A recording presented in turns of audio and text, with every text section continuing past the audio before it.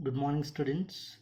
Class 9th, Social Science, Economics part. We are going to start today newly. In that, the first lesson is the first chapter is the story of village Palampur. Today, we are going to study about economics part. In that economics part, we are taking one village situation, imaginary village, and we are going to study about it.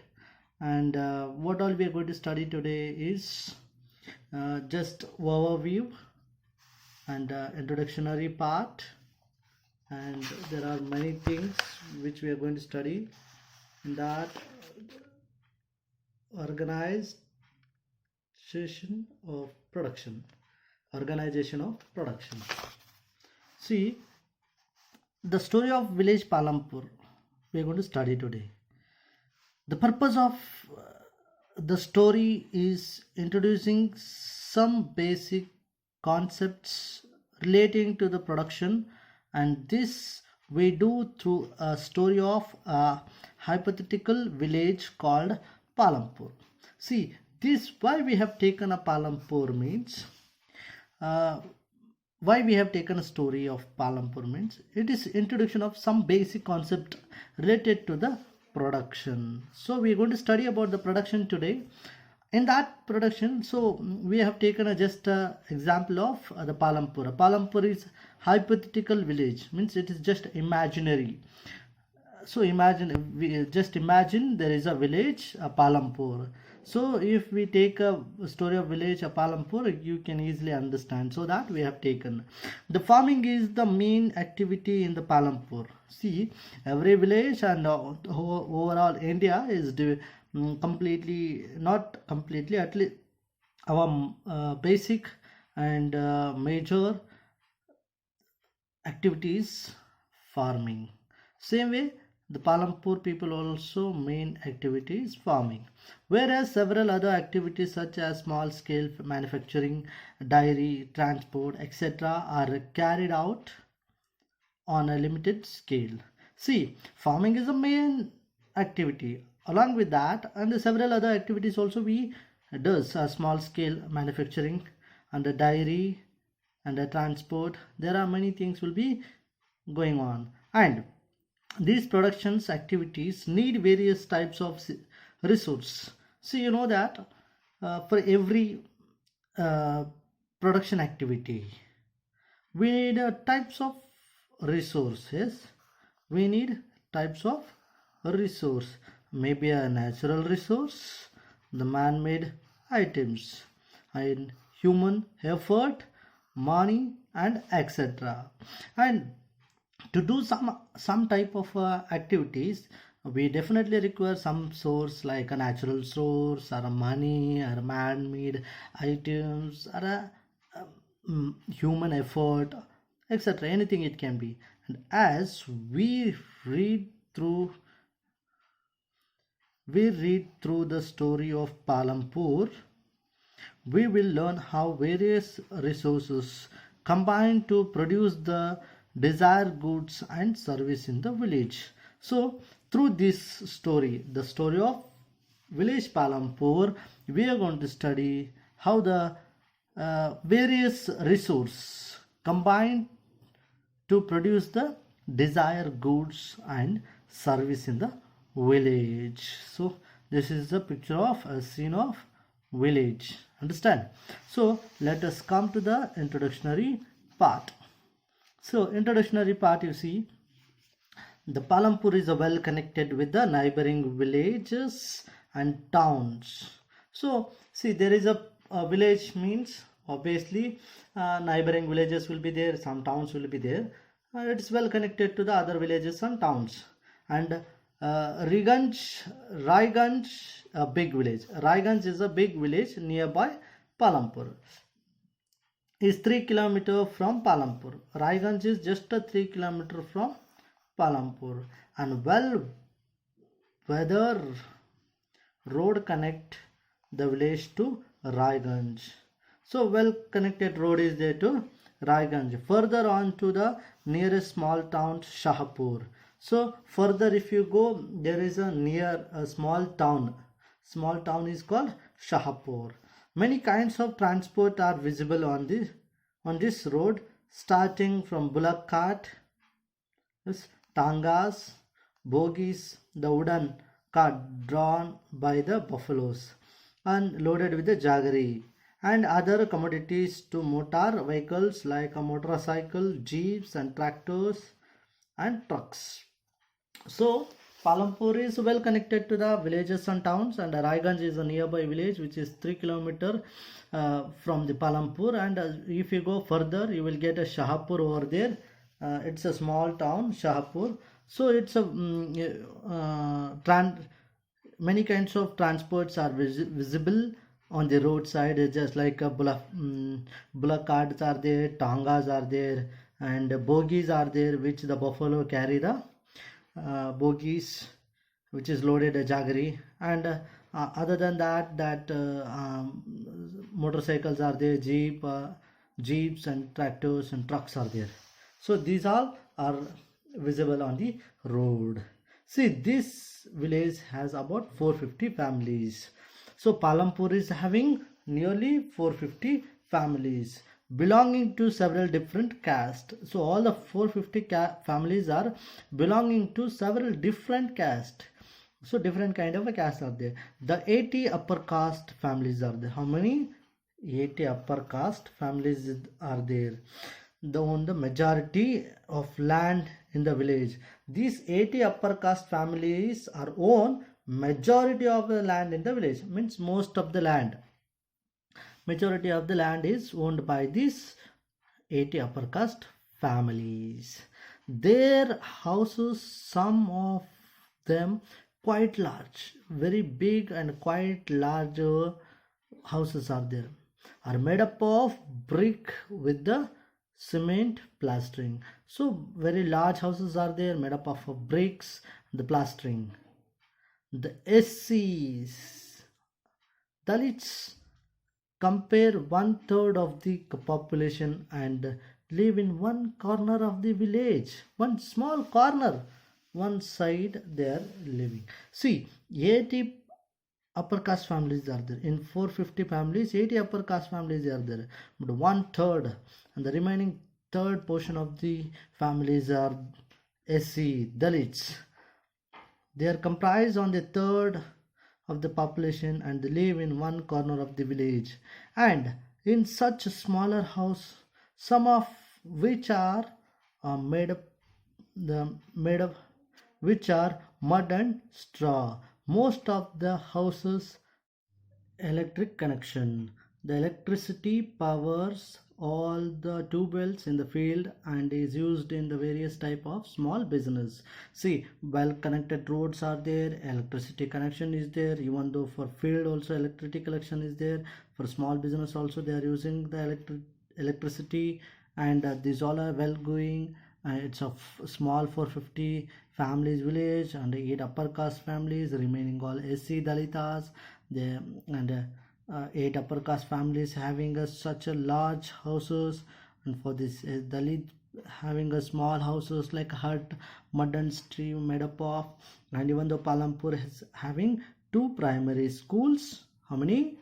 2 primary schools and 1 high school. There is a primary health center run by the government and 1 private dispensary where the sick are treated.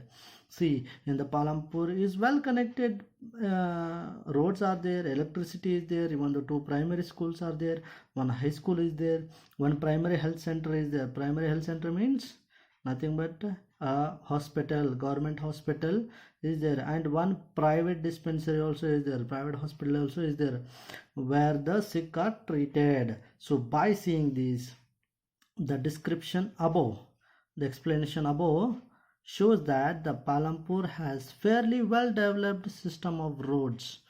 Good roads are there, transport is there, electricity is there, irrigation is there, school, health center.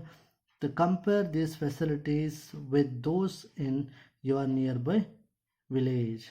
See, by seeing these facilities, compare this village with your nearby villages, you will come to know how the village will be. Okay, and continuing this, the story of Palampur, an imaginary village. What is this? It is imaginary village. Will take us through the different types of production. This imaginary village will take us through the different types of production activities in the village. In village across India, farming is the main production activity. Across India, most of the villages is having a main production is farming. The farming is the main production activity. Main activity is farming. The other production activities referred to as non-farm activities include small manufacturing, transport, shopkeeping, etc. We shall take a look at both these type of activities after learning a few general things about the production. See, by seeing these small villages in India, their major and main activity is farming production. Other than that, non-farming also will be there. Only farming cannot be done. Though non-farming, what are there? Just like a small manufacturing is there, transport and shopkeeping, etc. Many more will be there. You know that many more non-farming production activities are non-farming activities. Hope you understood this. By continuing this, we'll come to the next page. This is, see, what is this means? It is, look at here properly, organization of production. What is this? Organization of production. The aim of the production is to produce the goods and service that we want. There are 4 requirements for production of the goods and service. This is completely organization of production. This is production. So to production we need 4 requirements. What is this? 4 requirements we need for a production of goods and service, whatever it is. If you are producing a goods or if you are producing the service, you need a 4 type of a requirement, major requirements. That is called, the first requirement is land. Yes, we want land. It's very, very important for anything. And the other natural resources such as water, forest and minerals. Land is a major requirement we require. Along with that, we want water and forest and minerals. These are the things we require for our production. The second requirement is labor. Example, people who will do the work. Some production activities require highly educated workers to perform the necessary tasks. Other activities require workers who can manual work. Each worker is providing the labor necessary for production. So labor is very, very important. One is land, one is labor. Labor is very, very important. Labor might be working a manual labor or some highly educated workers who can perform the necessary task. Okay, both are labors only. And next, coming to the third point, the third requirement is physical capital. What is this physical capital? Example, the variety of input required at every stage during the production. What are the items that come under the physical capital? Physical capital means for variety of inputs required for every stage of during the production. What are that items that come under the physical capital? See, look at here. What are the things will come under the physical capital? Tools, machines, buildings. Tools and machines range from very simple tools such as farmer's plug to sophisticated machines such as generators, turbines, computers, etc. Tools, machines, buildings can be used in the production over many years and are called fixed capital. See, first one is land, second one is labor, third one is physical capital. In the physical capital, we want tools, machines, and buildings. And the tools, machines are called fixed capital. These are the fixed capital. This can be used over many years. One time, this is not one time use. It can be used many years. And the second physical capital is raw materials. Raw materials and money in hand. So without a raw materials and money in a hand, we can't produce anything. The production requires a variety of raw materials such as the yarn used by the weavers and the clay used by the potter. Also, some money is always required during the production to make payment and buy other necessary items. Raw materials and money in the hand are called working capital. This second is working capital. This is a fixed capital, which is the tools, machines, computers, buildings. Second one is working capital. Working capital means which we require the raw materials. See, to make a pottery, we want clay, that is working capital. To buy a clay, we want money, that is working capital. To make clothes, we want yarn. To buy yarn, we want money. Money is working capital. Unlike tools and machines and buildings, these are used up of production. So unlike the buildings, tools and machines, raw materials also and money is also very required to go for a production. See, there is a fourth requirement too. You will need knowledge and enterprise. Only land and labor and physical capital, money is not enough. You need knowledge and enterprise to be able to put together for everything: land, labor, money, raw materials, buildings, everything put together to make a production. You need to have a knowledge. What you should have? Knowledge and enterprise. Land, labor, and physical capital, and the produce and the output, either the use of yourself or to sell in the market. For all this put together and produce the material for either to use yourself or to sell, you need to have knowledge and enterprise. And these days is called human. Every production is organized, and see, every production is organized by combining a land, labor, physical capital and a human capital, which are known as factors. All these are called factors of production. As we read through the story of Palampur, we will learn more about the first three factors of production. For convenience, we will refer to the physical capital as the capital in this chapter. Okay, see, to put all these, and every production is organized by the combining land, labor, and physical capital, and the human capital also, which are known as factors of production. So from tomorrow, let us study the physical capital as the capital in the chapter, and next we are going to start farming in the Palampur. Understand? Hope you understood this. Let us continue this session in the next class. Thank you so much.